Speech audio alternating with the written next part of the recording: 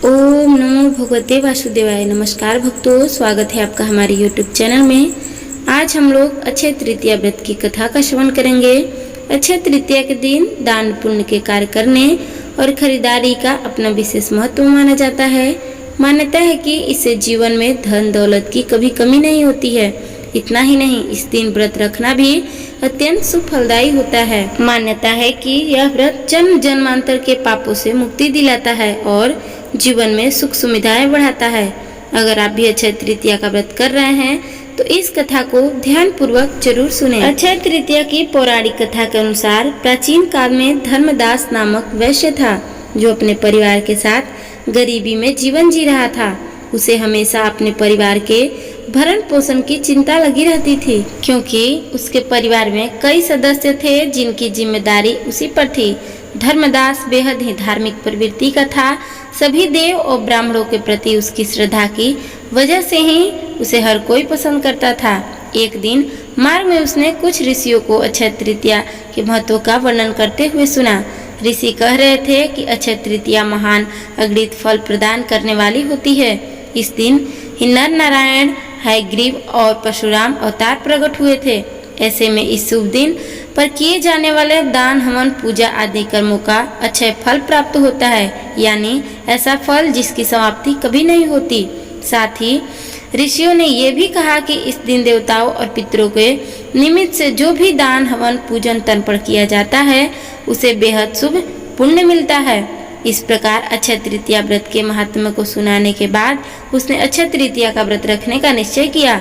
अक्षय तृतीया व्रत पर आने पर उसने सुबह जल्दी उठकर गंगा में स्नान किया और विधि पूर्वक देवी देवताओं की पूजा की। पूरी श्रद्धा से व्रत और अपने सामर्थ्य अनुसार जल से भरे घड़े, पंखे, नमक, गेहूं, गुड़, घी, दही, जौ, सत्तू, चावल, सोना और वस्त्र आदि वस्तुएं भगवान को अर्पित करके ब्राह्मणों को दान दे दी।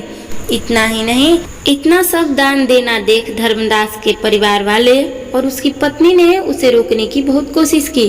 परिवार वाले कहने लगे कि अगर धर्मदास इतना सब कुछ दान में दे देगा तो वह सभी का पालन पोषण कैसे होगा।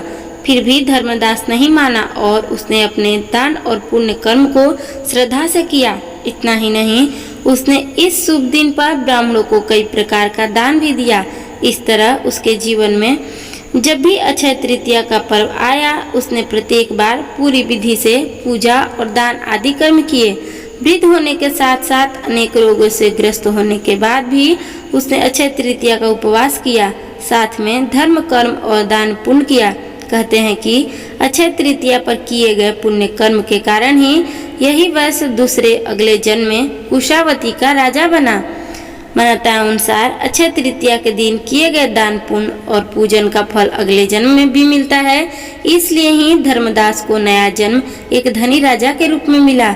ये इतना धनी और प्रतापी राजा था कि त्रिदेव भी उसके दरबार में अक्षय तृतीया के दिन ब्राह्मण का वेश धारण करके शामिल हुए थे। वह प्रतापी राजा वैभवशाली होने के बावजूद भी हमेशा धर्म मार्ग पर चलता रहा। उसे अपनी श्रद्धा और भक्ति पर कभी घमंड नहीं हुआ। माना जाता है कि यही राजा आगे आने वाले जन्मों में भारत के प्रसिद्ध सम्राट चंद्रगुप्त के रूप में प्रसिद्ध हुआ। जैसे भगवान ने धर्मदास पर अपनी कृपा की, वैसे ही जो व्यक्ति इस अक्षय तृतीया की कथा का श्रवण करता है और सुनता है उसे अपनी कृपा ऐसे ही बनाए जरूर रखिएगा। विधि विधान से पूजा एवं दान आदि करता है उसे अक्षय पुण्य एवं यश की प्राप्ति होती है। प्रेम से बोलिए विष्णु भगवान की जय, लक्ष्मी मैया की जय। आपको यह कथा कैसी लगी? अच्छी लगी तो प्लीज हमारे वीडियो को लाइक शेयर करके चैनल को सब्सक्राइब जरूर कीजिएगा। जय श्री राधे।